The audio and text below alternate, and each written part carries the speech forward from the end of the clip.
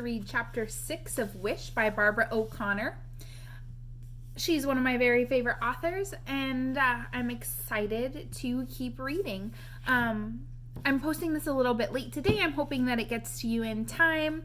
Learning how to use the technology has been an adjustment for me, and I'm sure you're doing just fine. Chapter 6. A few days later, Miss Willoughby called Bertha about my bad attitude. That day in school, she had asked me if I had 2/3 of a piece of pie and I wanted to give half to my sister.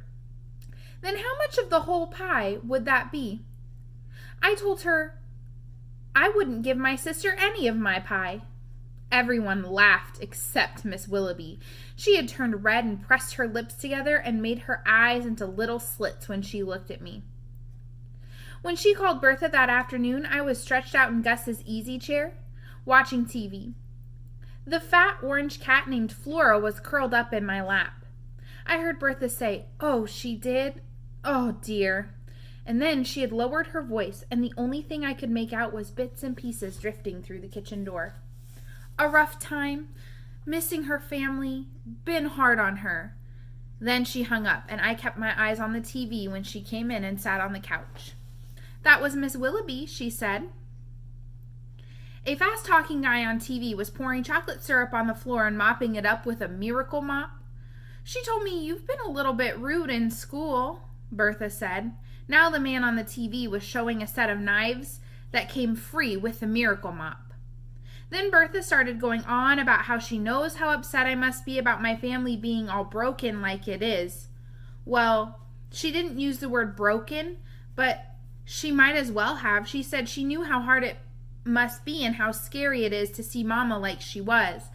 How I must be worried sick about Scrappy and how I must miss Jackie so much. I kept my eyes on the mopping man, and in my head I said pineapple, pineapple, pineapple. But Howard's stupid idea didn't work, because the next thing I knew, I was hollering at Bertha mean words about minding her own business, and who cared about my broken up, sorry, no good excuse for a family? Not me, that was for sure. The words kept spewing and got louder and faster. How I hated Colby and all those hillbilly kids in this nasty old house hanging off the side of the mountain, and those canning jars in my room, and especially those stupid Cinderella pillowcases. Then I stalked outside, letting the screen door slam behind me, and trying not to think about Bertha sitting there on the couch looking like she'd been stabbed in the heart. A couple of cats leaped out of my way as I stormed across the yard, up the driveway towards the road. I kicked at the dirt and yanked on leaves and threw gravel into the woods. And when I got to the road, I didn't even care that the asphalt was burning hot under my bare feet. The mad was swirling inside me, making my ears ring and my stomach churn. But then, the next thing I knew, I was sitting in the dirt on the side of the road, crying so hard I couldn't even breathe. What was wrong with me? Why had I said those mean things to Bertha? Why was I acting so hateful at school? And then, while I was there sitting there, wallowing in my self-pity, someone said, "What's the matter, Charlie?" I looked up to see Howard standing by his bicycle in front of me. I put my head on my knees and mumbled, "Nothing." "Must be something," he said. "Go away." "Nah." He laid his bicycle in the weeds by the road and sat next to me. "You have to tell me what's the matter." This boy beat all. He sure had a lot of gumption for a little old red-headed up-down boy. "I don't have to tell you anything," I said. "Well, then you have to tell somebody." He pushed at his glasses. "Why?" "My mama says you should never keep your troubles to yourself. She says if you share them with somebody, they get smaller." "Go away," I said. "Did you kick somebody again?" I shook my head. "Poke 'em with a pencil?" "No," I hollered. "Mama made this needlepoint sign that says, if all your troubles were hung out on a line, you'd choose yours and I'd choose mine." I lifted my head and stared at him. "What's that supposed to mean?" I asked. "It means everybody's got troubles, and some of them are worse than yours," and he yanked a blade of grass and tossed it on the road, "or something like that," he added. "Ha! That was a good one. I couldn't think of anybody with worse troubles than me. Then I looked at Howard with his eyebrows knitted together and a look of pure worry on his face, and before I knew it, I was spilling those troubles out to him. I told him how I wished Scrappy wasn't in jail, how he and I used to play poker and watch Wheel of Fortune and eat macaroni and cheese for breakfast. And I told him how scared I was when I saw my mama crying into her pillow in the dark bedroom, not even caring one little bit whether I had clean clothes or if I even went to school or not. I told him how Mama and Scrappy would yell at each other all day while me and Jackie sat on her bed with the radio turned up so loud so we didn't have to hear them.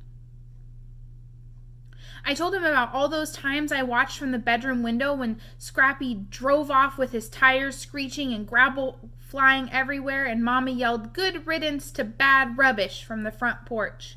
I told him how much I missed Jackie, who knew all the words to every song on the radio and would French braid my hair and share her nail polish with me. And then I told him all of the mean things I'd said to Bertha. When I was done, the silence settled over us, still and soft like a veil. The sun had gotten lower in the sky, sitting on top of the mountains in the distance, and the air had grown cold. For a minute, I thought maybe Howard was embarrassed by all the stuff I told him and didn't know what to say. I was starting to wish I had never shared my troubles with him like that, but then he looked right at me and said, "Want my advice?" I guess," I said. "You can't do nothing about Scrappy and them back in Raleigh," he said. "The only thing you can fix right now is what you did to Bertha."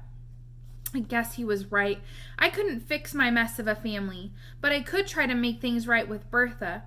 I stood up and I brushed the dirt off the back of my shorts, and then I couldn't hardly believe my eyes. Right there, right at the edge of the woods, was that brown and black floppy-eared dog. I put my fingers to my lips and said, "Shh." The dog was watching me with its head cocked to the side. "Don't move," I whispered to Howard. I took one slow step toward the dog, and guess what? He wagged his tail. 2 tiny little wags. That dog liked me. "Hey, fella," I said, taking another step. Then, wouldn't you know it, a car came roaring up the road and whizzed past us, and that dog darted off into the woods. I stamped my foot. Dang it! I'd almost forgotten that Howard was even there when he said, "I've seen that dog before. He's mine," I said. "Well, really?" "Well, he's gonna be. I bet he's full of ticks," he said. "And he might have the mange. Stray dogs have the mange."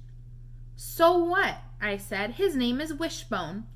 The minute I said that, it felt right. Wishbone. That was the perfect name for my dog. "I'm going to catch him," I said. "Then I'll bathe him and get the ticks off of him and teach him tricks and let him sleep with me in my bed." "I'll help you catch him," Howard said, picking up a pile of weeds. "You sure you will?" "Yeah, sure." Suddenly, Howard seemed different. He didn't seem so much like a noisy, nosy, up-down boy nagging me half to death about being my backpack buddy. He seemed more like somebody being nice to me, somebody I had shared my troubles with. I watched him get on his bike and pedal off towards his house. Then I called, "Bye, Wishbone," into the woods before I hurried up the road to make things right with Bertha. All right, and that concludes Chapter 6 of Wish by Barbara O'Connor. My question for today is, do you think Bertha is going to forgive Charlie for what she said? And then my second question is, if you were Bertha, would you forgive Charlie for what she said? All right, friends, I miss you like crazy. Stay kind, stay patient, stay home when you can, and practice social distancing because I want to see you sooner rather than later. All right, bye guys, see you tomorrow.